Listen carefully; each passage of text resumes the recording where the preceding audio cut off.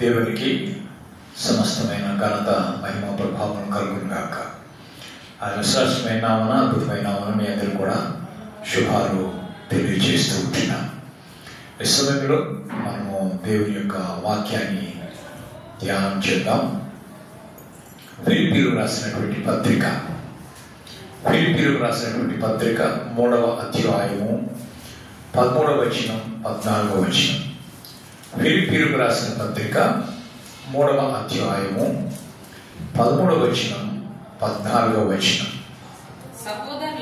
సహోదరులారా, నేను ఇదివరకే పట్టుకొని ఉన్నానని తలంచుకొనను, అయితే ఒకటి చేయుచున్నాను, వెనుక ఉన్నవి మరచి ముందున్న వాటికై వేగిరపడుచు క్రీస్తు యేసునందు దేవుని ఉన్నతమైన పిలుపునకు కలుగు బహుమానమును పొందవలెనని గురి యొద్దకే పరిగెత్తుచున్నాను. చిన్న ప్రార్థన చేసుకుందాం. ప్రేమ కలిగిన మా దేవా, నీకు స్తోత్రాలు. చదువుకున్న లేఖన భాగాలు బట్టి నీకు స్తోత్రాలు ప్రభా. ఈ లేఖన భాగముల ద్వారా మీరు మాతో మాట్లాడమని వేడుకున్న పరిశుద్ధాత్మ దేవ, మీరే నాయన ధర్మమును సంధించమని వేడుకుంటున్నాము ప్రభా. కనికరించండి, కృప చూపించి మీరే మేము పొందుకోమని యేసు నామమున ప్రార్థించి వేడుకున్నాము తండ్రి, ఆమేన్. మరొకసారి దేవునికి మహిమ చెల్లిస్తూ ఉంటున్నాం. మీరందరూ కూడా మా కోసం ప్రార్థన చేస్తున్నారని మేము నమ్ముతున్నాం. మీకోసం కూడా మేము మానకుండా ప్రతి ఒక్కరి కోసం మేము ప్రార్థన చేస్తూ ఉంటున్నాం. ఈ సమయంలో మనం చదువుకున్నటువంటి లేఖన భాగాలు మనం చూసినట్లయితే ఈ ఫిలిప్పీయులకు రాసినటువంటి పత్రిక 3వ అధ్యాయం 13-14 వచనాల్లో మనం చదివాం కదా. అక్కడ ఒక పదం రాయబడింది. ఏంటి అంటే వెనుక ఉన్నవి మరచి. ఏంటంట? వెనుక ఉన్నవి మరచి.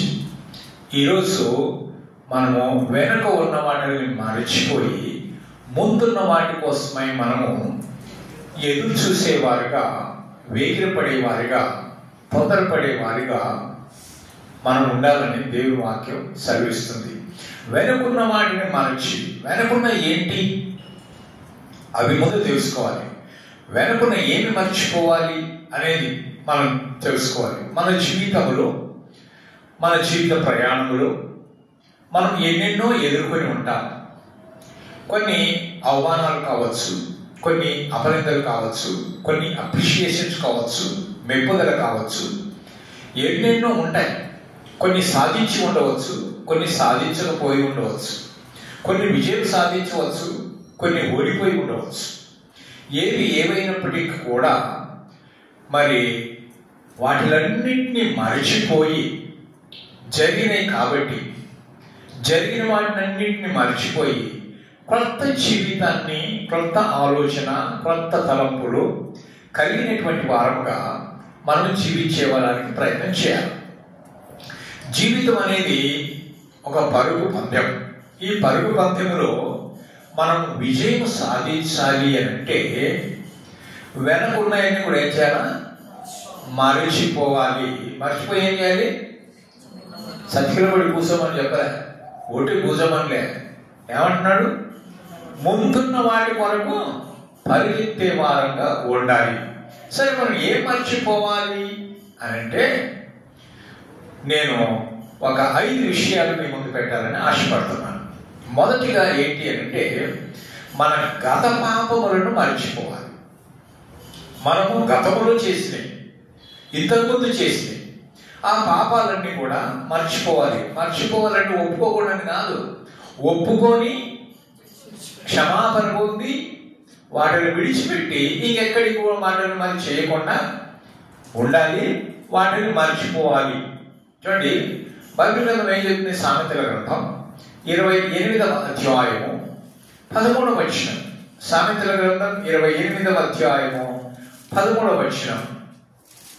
అతిక్రమములను దాచిపెట్టువాడు వర్ధిల్లడు, వాటిని ఒప్పుకొని విడిచిపెట్టువాడు కనికరము పొందడు. ఏం చేయాలంటే ఇక్కడ అతిక్రమాలు, పాపాలు, దోషాలు, దేవుని వ్యతిరేకమైన చేసిన అన్నీ కూడా మనం దాచుకోదు. చాలా సార్లు మనం ఏం చేస్తామంటే కొన్ని దాచుకుంటాం, కొన్ని మాత్రమే ఒప్పుకుంటాం.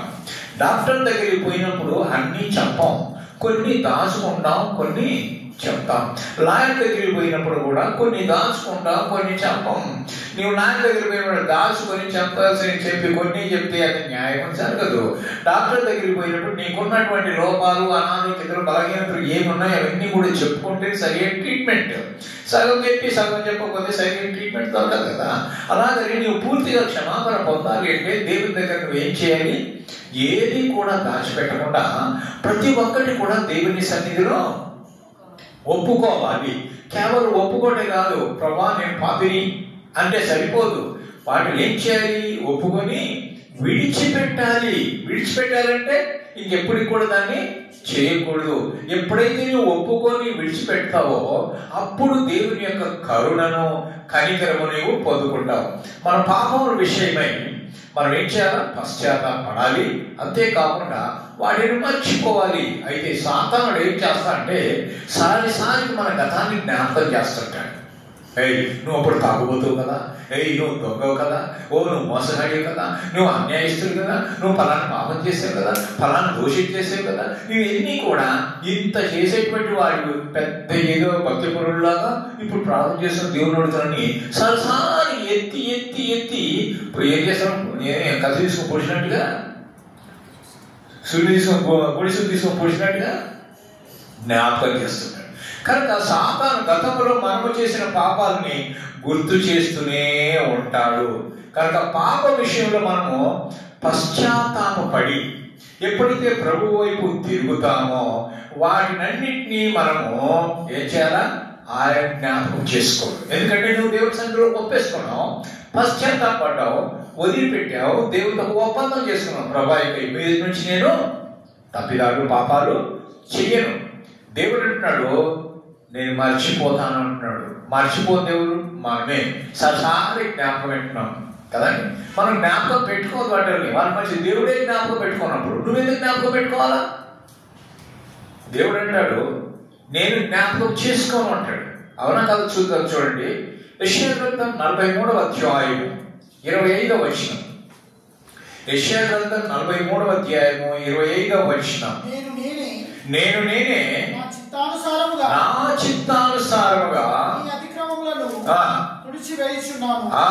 తుడిచివేయుచున్నాను అంటున్నాడు. చూసారా ఏమంటున్నాడు? చూసారా? ఈయన 43:25 వచనంలో చెప్తున్నాడు కదా. ఏమంటున్నాడు? మరి చదవండి. నేను నేనే నా చిత్తానుసారం అంటే నా ఇష్టపూర్వకంగా నీ అతిక్రమములను తుడిచివేయుచున్నాను. తుడిచివేయటమే కాకుండా ఏమంటున్నాడు? నేను నీ పాపములను జ్ఞాపకము చేసుకొను. చూసారండి, జ్ఞాపకం చేసుకోనిక నేను క్షమించాను కాబట్టి ఇక వాటితో మన సంబంధం లేదు, పూర్తిగా వదిలేస్తా అంటున్నాడు. కనుక మన పాపములు దేవుడు జ్ఞాపకం చేసుకోడు. ఇంకా ఏమంటున్నాడు చూడండి. అక్కడ ఇర్మియా గ్రంథం 31వ అధ్యాయం 34వ వచనం. ఇర్మియా 31:34. అక్కడ కూడా అదే మాట చెప్తున్నాడు చూడండి. నేను నీ వారికి దేవుడనే యుద్ధుడు, వారు నాకు జనులగుదురు,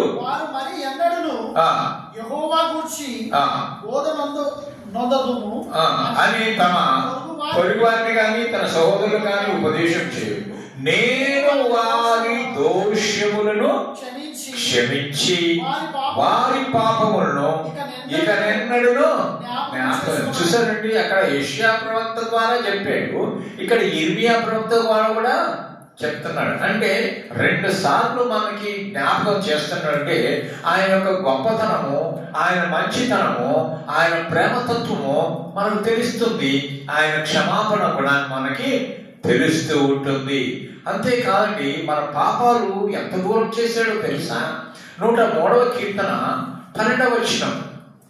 103వ కీర్తన 12వ వచనంలో మన పాపాలు ఎంత దూరం పరిచాడో చూపిస్తున్నాడు. చూడండి, పడమటికి తూర్పు ఎంత దూరమో ఆయన మన అతిక్రమములను మనకు అంత దూరం పరిచి ఉన్నాడు. చాలా దూరం పరిచాడు. అంటే దగ్గరికి వచ్చే అవకాశం లేదు. తూర్పుకు పడమర దూరం ఎంత ఉంటుందో అలాగా దూరపరిచి, ఎంత గొప్ప దేవుడు అండి. మరి ఆయనే మర్చిపోతూ ఉన్నప్పుడు, ఆయనే దూరపరుస్తూ ఉంటున్నప్పుడు మనం ఎందుకు జ్ఞాపకం చేసుకోవాలి వాటిని, పాపాలని? మనం అనేక సార్లు సాతాను మనల్ని రే నువ్వు పాపి, రే నువ్వు దుష్టుడు అని సారి మనకి జ్ఞాపకం చేస్తున్నాడు. కనుక మనం వాటిలన్నింటినీ కూడా మర్చిపోయేటువంటి వారంగా ఉండాలి. మర్చిపోయి ఏం చేయాలా? ఏ రోజుకు ఆ రోజు మనము దేవుని సన్నిధిలో ఒప్పుకునే వారుగా ఉండాలి. మన పాపమును ఒప్పుకున్నట్లయితే ఆయన నమ్మకమైనటువంటి వాడు, ఆయన క్షమించేటువంటి వాడు. యోహాను రాసినటువంటి మొదటి పత్రిక 1వ అధ్యాయము 9వ వచనం చెప్తున్నాడు చూడండి. యోహాను రాసిన మొదటి పత్రిక 1వ అధ్యాయం 9వ వచనం, మన పాపములను మనము ఒప్పుకొనిన ఎడల ఆయన నమ్మదగిన వాడును నీతిమంతుడును గనక ఆయన మన పాపములను క్షమించి సమస్త దుర్నీతి నుండి మనల్ని పవిత్రులుగా చేయును. చూసారండి, అంటే క్షమించబడినటువంటి గత కాలాన్ని మనం ఏం చేయాలా? ఆ పాపాలన్నింటి కూడా మనము జ్ఞాపకం చేసుకోవద్దు. సారి మనం దేవాన్ని పాపిని, దేవా నువ్వు పాపాలు క్షమించబడ్డాయి కదా, మళ్ళా పాపే కదా, దేవా నువ్వు నన్ను రక్షించలేదు, నీకు వందనాలు అన్నారు కదా, పాపంలో పడిపోకుండా నన్ను కాపాడుకోవాలి ప్రభు అని అడగాలి కదా. అదే పెట్టి పొద్దులు పాపి ప్రభు పాపం ఏది? నీ పాపం నుంచి బయటికి లాగాడు కదా, నాశనకరమైన జిగట కదా, దొంగ ఊరిలో నుంచి బయటికి లాగాడు కదా, క్రీస్తుని బండ మీద నేను స్థిరపరిచాడు కదా. స్థిరపరిచిన తర్వాత మళ్ళీ నేను పాపిని అంటమైంది. మన పాపం కోసమే కదా ఆయన వచ్చింది, మన పాపాలను ఆయన క్షమించాడు కదా, మన పాపం కోసమే ఆయన రక్తం చిందించింది. ఆ రక్తంలో మనం కడగబడ్డాం కదా, కడగబడిన తర్వాత పరిశుద్ధమయ్యాం కదా. మన పరిశుద్ధమైన కదా మన పాపి అని అంటే ఎవరు జ్ఞాపకం చేస్తున్నాడు? ఎవరు చేస్తున్నారు? సాతాను జ్ఞాపకం చేశారు. అరే నీ పూర్వస్థితి చూసుకో, నీ పూర్వస్థితి తీసుకో, నీ దరిద్ర జీవితం చూసుకో, నీ పాప జీవితం చూసుకో అనే దాని వల్ల మనం కించపరిచినట్టుగా, నిరుత్సాహపరిచినట్టుగా చేస్తున్నాడు. కనుక వెనుకున్న వాటిని మర్చిపోవాలి. అయిపోయింది, గతం కదా, పాపం చేశాను అయిపోయిందని ఒప్పేసుకొని వదిలేసుకున్నా, ఇక నేను దాన్ని జ్ఞాపకం చేసుకున్నా, పాపాలు తిరిగి నేను చెయ్యను. కనుక ఇది మొదటిగా మనం ఏం చేయాలంటే మన గత పాపం మనం ఏం చేయాలి? మర్చిపోవాలి. రెండవది ఏంటంటే మన గత వైఫల్యాలను మర్చిపోవాలి. జీవితంలో మనం అనేక సార్లు అన్నిట్లలో సక్సెస్ కాలేదు, కొన్నిట్లో మనం ఫెయిల్ అయిపోతుంటాం. సక్సెస్ అవుతాయి అనుకున్నాయి, విజయం పొందుతాం అనుకున్నాయి కూడా కొన్నిసార్లు ఏమైపోతాయి? ఫెయిల్ అయిపోతాయి, ఓడిపోతాం. అప్పుడు మనం బాధపడుతుంటాం. అయినా కానీ ఓడిపోయినా దానికి దాని ముందు ఇంకో విజయం ఉందని మనం అనుకోవాలా. కానీ ఓడిపోయినంత మాత్రం అయిపోయింది నా జీవితం, నా బతికింతే, ఇక నేను గెలవలేను, నేను ఇంకా నాకు భవిష్యత్తు లేదు అనుకునే విధంగా ఉండకూడదు. వాటిని చింతిస్తూ ఉంటే లాభము లేదు. మీకు ఒక విషయం చెప్పనా? ఇప్పుడు మీరు స్టవ్ మీద పాలు పెట్టారు, స్టవ్ బాగా ఎక్కువ పెట్టారు. ఎక్కువ పెట్టినప్పుడు ఏమైపోతుంది? పాలు పొయ్యి కింద పడిపోతున్నాయి. అయ్యో కింద పోయి, అయ్యో పొయ్యి పోయి అని చింతిస్తే మన కింద నుంచి పైకి వస్తాయా? రావు కదా. చింతించడం వల్ల లాభమేమీ లేదు. మనం ఏం చేస్తాం? చింతిస్తాం. దేవుడు ఏమన్నాడు తెలుసా? నీ చింత యావత్తు నా మీద వేయము అంటాడు. కానీ మనం ఏం చేస్తాం? వద్దులే ప్రభా, నా చింత నేనే మోసుకుంటాడులే కదా. ఏం చేస్తాం? మనం అదే పని చేస్తాం. కానీ దేవుడు అంటున్నాడు మన చింత ఆయన మీద వేయాలి. చింతించి మూడకు చేయడం, మూడు తక్కువ చేయలేవు. ఒక వెంట్రుకను తెలుగు చేయలేవు, ఒక వెంట్రుకను నలుగు చేయలేవు. చూడండి, మత్తయి సువార్తలో మనం చూస్తాం 6వ అధ్యాయంలో యేసు ప్రభు వారు ఒక మాట అంటున్నాడు అనమాట. ఏమంటున్నాడు అని అంటే, ఈ యొక్క 25వ వచనంలో ఏమి తిందుమో, ఏమి త్రాగుదుమో, ఏమి ధరించుకుందుమో అని మీ ప్రాణముల గురించి అయినను, ఏమి ధరించుకున్నామో అని మీ దేహముల గురించి అయినను చింతింపబడి ఆహారము కంటే ప్రాణమును, వస్త్రము కంటే దేహమును గొప్పవి కావా. ఇవి గొప్పవి అంటే వాటి గురించి ఎందుకయ్యా మీరు చింతిస్తారు అంటున్నాడు. అంటే ఇంకా మనకి ఎంకరేజ్మెంట్ గా ఏం చెప్తున్నాడు తెలుసా? ఆకాశ పక్షులు చూడండి, అవి విత్తవు, కోయవు, పట్టులో అవి కూర్చుకొనవు, అయినా కానీ మీ పరలోకపు తండ్రి వాటిని పోషిస్తున్నాడు. ఆ పక్షులే అవి చింతించటం లేదు. ఆ పక్షులకు ఏం ఆహారం కావాలనో దేవుడే సమకూరుస్తున్నాడు కదా. అలాంటప్పుడు నువ్వు అతి పక్షుల కన్నా నువ్వు శ్రేష్టమైనటువంటి వాడు. ఎందుకంటే వాటికి ఆత్మ లేదు, నీకు ఆత్మ ఉంది కదా. దేవుని ఆత్మ నీలో ఉంది కదా. ఆ దేవుని ఆత్మ నీలో జీవిస్తూ ఉంది కదా. అలాంటప్పుడు నువ్వు ఎందుకు చింతిస్తావు? మన ఏంటంటే చింతించటమే మన యొక్క ధ్యేయంగా పెట్టుకొని చింతిస్తాను కాదు, చింతించకూడదు. అందుకని ఇంకా ఏమంటున్నాడో తెలుసా? వస్త్రముల గురించి 27వ వచనం, వస్త్రముల గురించి మీరు చింతింపనేలా అడవి పువ్వులు ఎలాగో ఎదుగుచున్నవో ఆలోచించుడి. అవి కష్టపడవు, వడకవు, అయినను సమస్త వైభవముతో కూడిన సొలొమోను సైతము వీటిలో ఒకదాని వలనను అలంకరింపబడలేదు. నీ నుండి రేపు పోయే ఎలా ఉంది? పొయ్యిలో వేయబడు అడవి గడ్డిని దేవుడు ఇలాగ అలంకరించింది కదా. అల్పవిశ్వాసం అంటే మనలో ఏం లేదంట, విశ్వాసం లేదు. అందుకని అల్ప విశ్వాసులారా మీకు మరి నిశ్చయముగా వస్త్రములు ధరింపజేయను కదా. కాబట్టి ఏమి తిందుమా, ఏమి త్రాగుదుమా, ఏమి ధరించుకుందుమా అని చింతింపబడి అన్ని జనులు వాటి గురించి విచారం చేస్తారు. మేము విశ్వాసులు కనుక వాటి గురించి మీరు చింతించవలసిన అవసరము లేనే లేదు. ఇంకేమంటున్నాడు తెలుసా? ఇవన్నీ మీకు కావాలని ఎవరికి తెలుసు? పరలోకమందున్న తండ్రికి తెలుసు. మరి అవన్నీ మనకు అనుగ్రహించబడాలి అంటే ఒక కండిషన్ పెట్టాడు అక్కడ. ఏంటి ఆ కండిషన్? చూడండి 33 వచనం. కాబట్టి మీరు ఆయన రాజ్యమును నీతిని మొదట వెతకడి. ఫస్ట్ ప్రిఫరెన్స్ నీతిని రాజ్యమును వెతకడి, అప్పుడు అవన్నీ మీకు కావాల్సినవి కూడా అనుగ్రహించుకుంటాం. అయితే రాజ్యం అంటే ఏంటి అనే ఒక ప్రశ్న వస్తుంది కదా. రాజ్యం అనే దానికి ఏం చెప్తుంటే రోమిలకు రాసిన పత్రిక 14వ అధ్యాయం 17వ వచనం. రోమిలకు రాసిన పత్రిక 14వ అధ్యాయం 17వ వచనంలో రాజ్యం అంటే ఏంటో చెప్తున్నాడు. చూడండి అక్కడ, దేవుని రాజ్యం భోజనమును పానమును కాదు గాని నీతియు సమాధానము పరిశుద్ధాత్మ యందలి ఆనందమై ఉన్నది. చూసారా? రాజ్యం అంటే తినేది కాదు, తాగేది కాదు, నీతి సమాధానం. ఈ నీతి సమాధానానికి కర్త ఎవరు? యేసయ్యే. కాబట్టి యేసయ్య మనతో ఉండగా మనం చింతించాల్సిన అవసరము లేనే లేదు. అయితే మనం ఏం చేస్తామంటే చింతించి ఏమైనా ప్రయోజనం ఉందా చెప్పండి? చింతించే ప్రయోజనం రాత్రంతా చింత చేసుకుంటే కూర్చుంటే పొద్దున తీరుతుందా? చింత చేసుకుంటుంటే కుదురుతుందా? చింతించడం వల్ల ఏం లేదు. ఒకవేళ నువ్వు గడిచినటువంటి కాలంలో ఆ దినాలలో నువ్వు ఆర్థికంగా నువ్వు నష్టపోయి ఉండవచ్చు.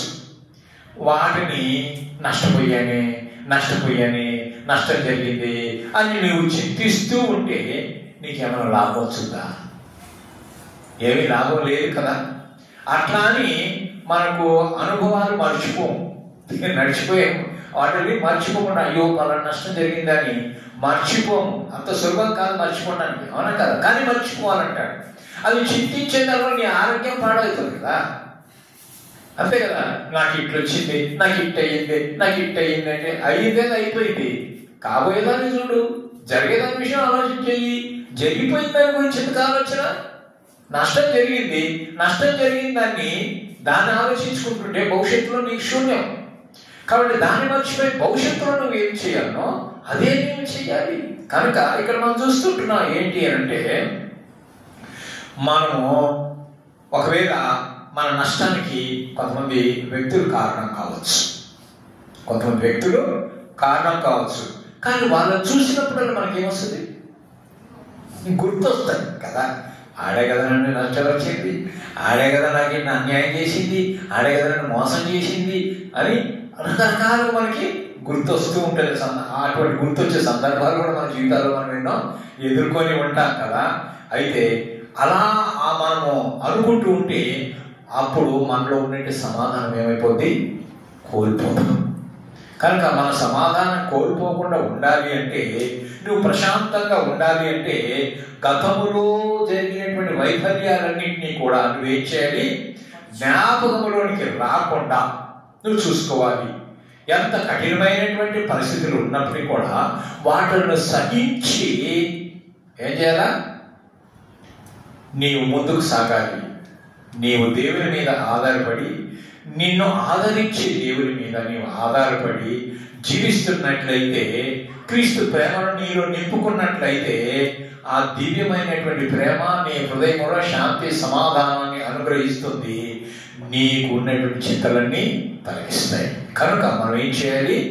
గతంలో గడిచిపోయినటువంటి నష్టపోయినటువంటి అపజయాలన్నింటినీ కూడా మనం ఏం చేయాలా? వదిలిపెట్టాలి. ఇది రెండవది. మూడవది ఏంటి అంటే, మన గతములో విజయాలను మర్చిపోవాలి. సాధించామనుకుంటాం కొన్నిసార్లు, బా నేను సాధించా. కొంతమంది శిఖరాలకు ఎక్కిన తర్వాత ఎవరు సాధించలేని శిఖరానికి ఎక్కేసి నేను సాధించా అంటుంటారు కదా. పట్టుదలగా చదివి నేను సాధించా అంటారు. కష్టపడి పైకెక్కి నేను సాధించా అంటారు. చేయలేనటువంటి చేసి నేను సాధించా అంటారు. అంటే నేను విజయము పొందుకున్నా అని అంటుంటాడు. గతకాలం అంటే పాస్టర్స్ కదా, జరిగిపోయినటువంటిది. వాటిని తలుసుకున్నంత మాత్రం చేత భవిష్యత్తు మనకేమీ ఉండదు. ఆటలు అనుకుంటా నేను చేశాను అంటే ఉన్నది చేయకుండా అదే తలుచుకుంటుంటే లాభం ఏమైనా ఉందా? అది అయిపోయింది కదా, సాధించావు. మరి ఇప్పుడు సాధించవలసింది చూడాలి కదా. సాధించిన దాన్ని నేను 10 సార్లు నేను సాధించిన నేను చేసిన నేను విజయపోయినా అనుకోండి. ముందుండేది ఎప్పుడు చేస్తావు? దాంట్లో ఎప్పుడు విజయం సాధిస్తావు? దాన్ని ఆలోచించాలి కదా. కనుక మనము గతకాలపు విజయాలన్నింటినీ కూడా గుర్తు చేసుకుంటూ ఉంటే ఏమైపోతుంది తెలుసా? మనకు ఒక గర్వం అనేది మనలో వస్తుంది. నేను ఎంతైనా చేయగలను, ఏదైనా చేయగలను అని గర్వం వస్తుంది. ఆ గర్వంతో ముందున్న వాటిని మనం ఏమీ చేయలేకపోతాం. ఇది ఎంతలే అన్నట్టు నిర్లక్ష్యం చేసేదాని వల్ల మనలో గర్వం ప్రవేశించి ముందు పనులు మనము చేయలేకపోతాం. అది చాలా ప్రమాదకరమైన జ్ఞాపకం. కనుక గతకాలపు విజయాలను, భవిష్యత్తు గురించి ఊహల కంటే వర్తమానములో జీవించడం నేర్చుకోవాలి. జరుగుతున్నటువంటి కాలంలో భవిష్యత్తు గురించి ఆలోచించేటువంటి వారుగా ఉండాలి. ఎప్పుడే కానీ విజయాన్ని సాధించాను కదా అని గర్వపడకూడదు. వాటిని కూడా నువ్వేం చేయాలి? మర్చిపోవాలి. నాలుగవదిగా, మనం గతంలో అనుభవించినటువంటి సౌఖ్యాలను, సుఖములను కూడా మర్చిపోవాలి. మన జీవితంలో ఎన్నో సుఖాలు అనుభవించుంటాం, అవునా కదా? ఇప్పుడు కష్టం వచ్చాక నేను అంత సుఖంగా ఉంటే, అంత బాగుంటుంది, అప్పుడు ఆ విధంగా చేసి ఇప్పుడు ఈ పరిస్థితి ఉంది అని చెప్పేది పొద్దుకు దాన్ని బ్యాక్ గురించి ఆలోచన చేసేవాళ్ళు లేకుండా గతంలో అనుభవించినటువంటి ఆ యొక్క సౌఖ్యాన్ని కూడా జ్ఞాపకం చేసుకుంటూ ఉంటే ప్రస్తుత కాలంలో దేవుడు ఏ రీతిగా పోషిస్తాడో అనే దాన్ని నువ్వు గ్రహించలేవు. నువ్వు దేవుని గ్రహించాలి. భవిష్యత్తులో ఏం చేస్తాడని గ్రహించాలంటే ఏం చేయాలి? గతంలో పొందినటువంటి అన్నింటినీ కూడా మనము మర్చిపోవాలి. మీకు చెప్తాను ఒక విషయం. సంఖ్యాకాండంలో 11వ అధ్యాయము 5వ వచనం 6వ వచనం, అదేవిధంగా 20వ అధ్యాయం 5వ వచనం, 21వ అధ్యాయం 5వ వచనం, ఈ వచనాలన్నింటిలో మనం గమనించి చూసినట్లయితే అక్కడ ఇశ్రాయేలీయులు గతించిన కాలంలో వాళ్ళు ఐగుప్తు దేశంలో వారు ఉన్నప్పుడు వారు ఏం చేశారు? ఉచితముగా ఏం తిన్నారంట? చేపలు తిన్నారు, కాకరకాయలు తిన్నారు, దోసకాయలు తిన్నారు, కీకరకాయలు తిన్నారు, అవునా కదా? తెల్లగడ్డలు, ఇవన్నీ కూడా వాటిని ఏం చేసుకుంటున్నారు? వాళ్ళు జ్ఞాపకం చేసుకుంటున్నారు. అంటే మేము అప్పుడు ఆడ ఉన్నప్పుడు ఐగుప్తులో ఇవి తిన్నాం కదా అని జ్ఞాపకం చేశారు. ఇప్పుడు ఏమంటాడు? మా ప్రాణము సొమ్మసిగిపోయింది, మా ముందు ఈ మన్నా కాక ఇక ఏమీ లేదు అని చెప్పేసి చెప్పుకుంటున్నారు. అంతేకాదు, ఇంకేమో తెలుసా? ఈ స్థలంలో గింజలు లేవు, అంజూరాలు లేవు, ద్రాక్షాలు లేవు, దానిమ్మ పండ్లు లేవు, తాగడానికి నీళ్ళు కూడా లేవు అని మాంసం చుట్టూ ఏది ఒక కొండల చుట్టూ కూర్చొని తిన్న అనుభవాల్ని వాళ్ళు జ్ఞాపకం, మేము అక్కడ ఇస్తున్నాం, ఆ మాంసం వండుకుంటూ కొండల చుట్టూ కూర్చున్నాం కదా అని చెప్పి అయ్యే జ్ఞాపకం చేసుకున్నారు. కానీ భవిష్యత్తులో దేవుడు వాళ్ళకి కావలసిన మాంసాన్ని మా ఆహారాన్ని ఇస్తాడనే విషయాన్ని వాళ్ళు గ్రహించలేకపోయారు. ఎర్ర సముద్రం 2 మాయలుగా చేసి నడిపించినటువంటి దేవుడు, అగ్నిస్తంభం మేఘస్తంభం ద్వారా వాళ్ళు నడిపించినటువంటి దేవుడు, నీళ్ళు లేని చోట్ల వాళ్ళకు నియమించి పోషించినటువంటి దేవుడు, దాహం తీర్చినటువంటి దేవుడు వాళ్ళకు మాంసం ఇవ్వడా, వాళ్ళకు ఆహారం ఇవ్వడా, దేవుని యొక్క గొప్పతనాన్ని వాళ్ళు అర్థం చేసుకోలేకపోయారనమాట. కనుక వాళ్ళు అనుకున్నారు ప్రస్తుత కాలంలో దేవుడు ఏ రీతిగా మన్నాతో పూరీలతో వాళ్ళు పోషిస్తాడో అనే దాన్ని వాళ్ళు అర్థం చేసుకోలేక పాత వాటిని జ్ఞాపకం చేసి ఎంత సుఖంగా ఉంటివి, ఎంత బాగా తింటివి, మాకు అవన్నీ జ్ఞాపకం వస్తున్నాయి. ఆ ఇశ్రాయేలు ఎలా పూర్వమైనటువంటి జ్ఞాపకం చేసుకున్నాడో వాటిని నీవు జ్ఞాపకము చేసుకోకూడదు. 5వదిగా మనం చూస్తున్నాం, గత కాలంలో మనము అనుభవించినటువంటి చేదు అనుభవాల్ని మర్చిపోవాలి. చాలా మంది జీవితాల్లో చేదు అనుభవాలు ఉంటాయి. అవి మర్చిపోయేటువంటి, అది విషయంతో కూడినటువంటిదిగా ఉంటాయి. ఏంటి ఆ విషయాలు? కొన్నిసార్లు మన నష్టాలు, ఆస్తులు పోయాయేమో. కొంతమంది ఆస్తులు పోగొట్టుకున్న వాళ్ళు ఉంటారు, దౌర్జన్యం ఆక్రమించి పోగొట్టుకున్న వాళ్ళు ఉంటారు. ఆస్తులు పోగొట్టుకుని ఉండొచ్చు, అయితే వాటిని మనం ఏం చేయాలి? మరిచి తిరిగి వాటిని మనం ఏం చేసవచ్చు? సంపాదించలేకపోవచ్చు. అయినా కానీ మనం వాటిని మర్చిపోవాలి. అయిపోయింది, పోయింది, పోతే పోతే మళ్ళీ సంపాదించుకుందాం అనే దానికి ప్రయత్నం చేయాలి. నేను ఎవరైనా ఒకేలా నిరాశపరిచారనుకోండి, నిరాశపరిస్తే కూడా దాని విషయాలు కూడా నువ్వేం చేయాలి? మర్చిపోవాలి. వాళ్ళు ఎంత చెప్పినా తెలియనట్టుగా నెగ్లెక్ట్ చేయాలి, మర్చిపోవాలి అన్నమాట. పదే పదే గుర్తు చేసుకోవడం ద్వారా వాళ్ళు ఎవరైతే నేను నష్టపరిచారో, ఎవరైతే నేను అవమానపరిచారో, ఎవరైతే నేను దుఃఖ పెట్టారో, ఎవరైతే నేను బాధ పెట్టారో వాళ్ళు బాగానే ఉంటారు. అమ్మ కరెక్టేనా? వాళ్ళు బాగానే ఉంటారు. కానీ వాళ్ళని గురించి నువ్వు ఆలోచన చేసేదాని వల్ల నీకు బీపీలు వస్తాయి, నీకు షుగర్లు వస్తాయి, నువ్వు ఏం చేసుకుంటావు? అప్పులు పాలవుతావు, హాస్పిటల్ పోతావు, అయితే నీ ఆరోగ్యం పాటు చేసుకుంటావు తప్ప వాళ్ళు మంచిగానే ఉంటారు. నీకు కీడు చేశారు, బాగానే ఉంటారు. నాకు జరిగింది వాడు అటు చేసిండే ఇటు చేసిండే, నువ్వు చింతించి నీ ఆరోగ్యం పాటు చేసుకుంటావు. కనుక మనం ఏం చేయాలి? మన చేదు అనుభవాలని మర్చిపోవాలి. కనుక మన యొక్క ఆప్తులు కావచ్చు, లేకుంటే ఆత్మీయులు కావచ్చు, వారి మధ్యలో మనకు వచ్చినటువంటి అపార్థాలు కావచ్చు, వీటిలన్నింటినీ కూడా మనకి ఏంటంటే ఒక చేదు అనుభవాలు మనల్ని హింసించుండొచ్చు. మనకు దగ్గరగా ఉన్నటువంటి వారు, మనకు స్నేహితులుగా ఉన్నటువంటి కావచ్చు, లేకపోతే బంధువులైనటువంటి వారు కావచ్చు, నెలవలేనటువంటి వారు కావచ్చు, మనకు సన్నిహితంగా ఉన్నటువంటి వారు కావచ్చు. వాళ్ళకి ఏదైనా వారు మన ఎడల ఏదైనా చేశారంటే, బాధ పెట్టారంటే, కష్టపెట్టారంటే, నష్టపెట్టారంటే, వాటి గురించి మనం ఆలోచిస్తుంటే మనకేమన్నా లాభమా? నాకు అటు చేసిండే, ఇటు చేసిండే, ఆ విధంగా చేసిండే అని అనుకుంటే ఏమన్నా లాభం ఉందా? ఏం లేదు కదా. వాటిని ఏం చేయాలి? మనం మర్చిపోవాలి. ఎందుకంటే అవి మనకు చేదు అనుభవాలుగా మనకు మిగిలిపోతాయి. కాబట్టి అటువంటి వాటిల్లో మనము పడకుండా జాగ్రత్తగా ఉండాలి. అవి ఏం చేస్తాయంటే ఆ విధంగా నువ్వు ఉండేదాని వల్ల నీ ఆరోగ్యం చెడు ఒకటి. రెండోది ఏమవుతుంది తెలుసా? నీ హృదయంలో ఏముండదు, సమాధానం లేకుండా చేసేస్తుంది. నీ హృదయంలో సమాధానం కావాలి కదా. సమాధానంగా సంతోషంగా ఉంటేనే కొంతకాలం బతుకుతాం. మనకి సమాధానమే హృదయం. నీ డబ్బు నుండి ఏమి లాభం, బంధువుల నుండి ఏమి లాభం, నువ్వు ఎంత ఆస్తిపాస్తుల నుండి ఏమి లాభం, ఎంత చదువు నుండి ఏమి లాభం, ఎంత అందం నుండి ఏమి లాభం, వెండి బంగారం నుండి ఏమి లాభం, ఏమి ఉన్నవాడు నీ హృదయంలో శాంతి లేకపోతే, సమాధానం లేకపోతే లాభం ఏంటి? ఇవి ఏమి లేకపోయినా నీ హృదయంలో శాంతి సమాధానం ఉందంటే అంతగా మించింది ఏది లేదు. నువ్వు సుఖంగా బతకగలుగుతావు. 10 సంవత్సరాలు బతికేటప్పుడు 20 సంవత్సరాలు బతుకుతాడు. అవునా కదా? నీ శాంతి సమాధానం లేడు. 20 సంవత్సరాలు బతికేటప్పుడు 10 సంవత్సరాలుగా పోతాడు. దానివల్ల నష్టమే జరుగుతుంది కానీ మనకు లాభమేది జరగదు. కనుక వాటిలన్నింటినీ కూడా మనము అవి చేతి జ్ఞాపకాలుగా ఉంటాయి. కనుక వాటిలన్నింటినీ కూడా మనం మర్చిపోయేటువంటి వారుగా ఉండాలి. వాటిని అయితే ఇప్పుడు ఒక ప్రశ్న, మరి వాటిని ఎట్లా అధిగమించాలి? వాటిని ఏ విధంగా అధిగమించాలి? ఆ చేదు జ్ఞాపకాలు మనం వెంటనే ఉంటాయి కదా. చూసినప్పుడు, మన వ్యక్తిని చూసినప్పుడు, ఆ యొక్క స్థలానికి వెళ్ళినప్పుడు, వాళ్ళు ఎదురుగా కనపడినప్పుడు, ఆ సందర్భం ఏర్పడినప్పుడు, మాట్లాడుకుంటున్నప్పుడు, ఆ యొక్క సందర్భం వచ్చినప్పుడు మనకు వెంటనే ఏమొస్తుంది? జ్ఞాపకం. ఇప్పుడు ఉదాహరణకి ఎక్కడో దారిన పోతున్నామా, ఆడ యాక్సిడెంట్ ఎవడో తెచ్చాడు, చూసాం.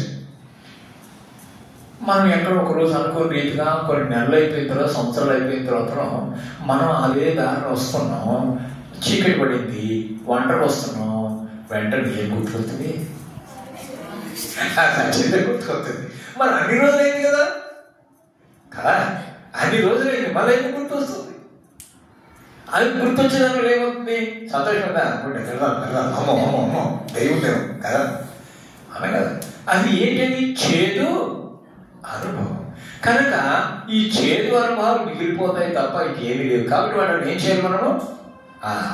అయితే మన ఎడలు ఎవరైనా అపరాధాలు చేసినా ఆ చేదు అనుభవాల్లో మనం ఉండకుండా వాటి నుంచి ఎట్ట బయటపడాలి అంటే, మనం కీడు చేసిన వారి ఎడల, అపకారం చేసిన వారి ఎడల, దూషించిన వారి ఎడల మనం ఎటువంటి హృదయం కలిగి ఉండాలంటే, క్షమించే మనస్సు మనకు ఉండాలి. ఎప్పుడైతే ఎదుటి వ్యక్తిని మనం క్షమిస్తావో మన హృదయంలో ఏముంటుంది? సమాధానం ఉంటుంది. నువ్వు క్షమించినంతసేపు అది నీ హృదయంలో రగులుతూనే ఉంటుంది. ఇటు చేసాడు, ఇటు చేసాడు, ఇటు చేసాడు, ఇటు చేసాడు. ఎప్పుడైతే నువ్వు క్షమించావో అది పూర్తిగా మనలో నుంచి బయటకు వెళ్ళిపోతుంది. కనుక క్షమించేయమని అడిగే మనస్సు ఉండాలి, క్షమించే హృదయము. ఈ రెండు మనకు ఉంటే మనం సుఖంగా జీవించగలుగుతాం. నీవు కానీ నేను కానీ ఉద్దేశపూర్వకంగా ఒకవేళ ఎవరినైనా నొప్పించినా, లేదంటే వేరే వాళ్ళు ఎవరైనా మనల్ని నొప్పించినా, ఆ విషయంలో మనం ఎవరైనా నొప్పించింటే మనం వాళ్ళని క్షమాపణ అడిగే దాంట్లో తప్పు లేదు. ఒకవేళ నీవు క్షమించవలసి వచ్చినప్పుడు నేను క్షమించను అనకూడదు. నువ్వు క్షమించేవాడుగానే ఉండాలి. నేను అపార్థం చేసుకుంటే ద్వారా మరి నువ్వు ఒకవేళ నిన్ను అపార్థం చేసుకొని వాళ్ళు నిన్ను నొప్పించారనుకో, అయినా కానీ నువ్వేం చేయాలి? క్షమించాలి. పరులకు ప్రార్థన చేస్తాం కదా, మా ఎడల అపరాధం చేసిన వారిని నేను క్షమించిన ప్రకారము మా అపరాధములను క్షమించు అంటాం. మరి అలా అన్నప్పుడు మనం క్షమించాలి కదా. మనం క్షమిస్తేనే కదా మన పాపాలు క్షమించబడేది, మన అపరాధాలు క్షమించబడేది, మన దోషాలు క్షమించబడేది. మనమే క్షమించకపోతే మనం ఆరోగ్యమవుతామా? కాదు. మనం ఏం చేస్తాం? చచ్చినా క్షమించాను, నా మాత్రం క్షమించు, నీ మాత్రం క్షమించాను. ఎంత లాజిక్ ఉంది కదా. ఎప్పుడు మనకు కావాల్సిందే, మనం లేదు. మనం క్షమించాలి, వాళ్ళే క్షమించాలి మనల్ని. దేవుడి దగ్గర జరుగుతాం, ప్రభావాలను క్షమించు అంటాం. మరి నువ్వు క్షమించాలి, లేదు ప్రభావం నేను క్షమించాను, అవునా? అలా ఉంటే ఎట్లా? దేవుడు అందరినీ క్షమించాడు కదా. శిలువలో కూడా ఏమన్నాడు? తండ్రి మీరేం చేస్తున్నారు, వీరిని క్షమించన్నాడు. మరి ఆయన మాడవులు చూపించాడు కదా, ఆయన చెప్పాడు కదా ఇలా క్షమించండి అని. నీ పొరుగు వాళ్ళని క్షమించన్నాడు, నువ్వు క్షమిస్తున్నావా? అది చూసి మొహం పెట్టిపోతే అప్పుడు తీసుకుంటుంది కదా. మన మొహం మాడిపోతే అప్పుడే మసి పూసుకున్నట్టు అయిపోతుంది అనమాట. అప్పుడే వేడి ఫ్రై చేసినట్టు అయిపోతుంది మొహం కదా. ఎప్పుడైనా క్షమించావా? నీ ఎడల అపరాధం ఎవరు చేశారు? క్షమించాలి. అతనికి తప్పే, నిజమే, తప్పు చేసాడు, సరే క్షమించాను బాగా అంతే. దాంట్లో ఒక వాదన, సారీ చెప్తే దాంట్లో నష్టం ఏమైనా ఉందా? సారీ చెప్తే నష్టం ఉందా? అది చెప్పడానికి ఎంతో భయపడిపోతారు, ఎంతో బాధపడిపోతారు సారీ అని చెప్పడానికి కదా. ఇంగ్లీష్ చాలా ఈజీ అయిపోయింది సారీ అనేది. క్షమించు అంటే అసలు దాన్ని ఏది గొప్పగా తీసుకుంటారు. సారీ అనమని చెప్పు, వెరీ సింపుల్ లేదు, సారీ అంటారు కదా. కానీ దాని మీనింగ్ తెలిస్తే నిజంగా క్షమిస్తారా? కానీ క్షమించమంటున్నాడు. కనుక ఎప్పుడైతే నువ్వు క్షమిస్తావో అప్పుడే నీ హృదయంలో ఏం దొరుకుతుంది? సమాధానం ఉంటుంది. నువ్వు సమాధానంతో నీ హృదయం నింపబడుతుంది. ఇక చేదు విషయాలన్నింటినీ కూడా నువ్వేమైపోతావు? మరిచిపోతావు. అట్లా వెనుకున్న వాటిని అన్నింటినీ కూడా మరిచిపోయి ముందున్న వాటి కోసం ఏం చేయాలా? వేగిర పడుచు ముందుకు వెళ్ళాలి. అదే అపోస్తలుడు పౌలు అంటున్నాడు, వెనుకున్న వాటిని మర్చిపోండి. గతం గతః, ఏది అనుభవాలు ఉన్నా కానీ నీ పాపాలను మర్చిపో, నీ వైఫల్యాన్ని మర్చిపో, నీ విజయాన్ని మర్చిపో, నీ సౌఖ్యాన్ని మర్చిపో, నీ చేదు అనుభవాన్ని మర్చిపో. అన్నీ మర్చిపోయి ముందున్న వాటి కోసం నువ్వు వేగిరపడచ్చు, పరిగెత్తు. అందుకని అంటాడు హెబ్రీయులకు రాసిన పత్రిక 12వ అధ్యాయం 2వ వచనంలో ఏమంటున్నాడు? విశ్వాసమున కర్తయు దాన్ని కొనసాగించు వాడైన యేసు వైపు చూచు మన ఎదుట ఉంచబడినటువంటి పందెములో ఏం చేయాలంట? ఓపికతో పరిగెత్తాలి. వెనుకొన్నయన్ని మర్చి ముందున్న వాడి కోసమే మనం ఏం చేయాలా? వేగిరపడచ్చు. క్రీస్తు యేసునందు దేవుని ఉన్నతమైనటువంటి పిలుపునకు కలుగు బహుమానము పొందవలనని గురి అంతకే పౌలు పరిగెత్తినట్టుగా మనం కూడా పరిగెత్తాలి. ఇంత పాడుకుంటున్నాం, పరిగెత్తేదాన్ని. ఒకసారి ఎత్తుతాను చరణం. పరుగెత్తేదన్ నేను పరుగెత్తేదన్, గురి అంతకే నేను పరుగెత్తేదన్, పరుగెత్తేదన్ నేను పరుగెత్తేదన్, గురి అంతకే నేను పరుగెత్తేదన్. ఈ లోక ఆశలు నన్నేమి చేయవు, గురి అంతకే నేను పరుగెత్తేదన్, గురి అంతకే నేను పరుగెత్తేదన్. చూసారా, మన ముందు ఒక పరుగు పద్యం ఉంది. ఆ పరుగు పద్యములో మనకు ముందు ఒక టార్గెట్ పెట్టబడి ఉంది, ఒక గురి అనేది ఉంది. దాన్ని నువ్వు చేరుకోవాలి అంటే నువ్వు వెనక చూడకుండా ముందుకే చూస్తూ నువ్వు పరిగెత్తాలి.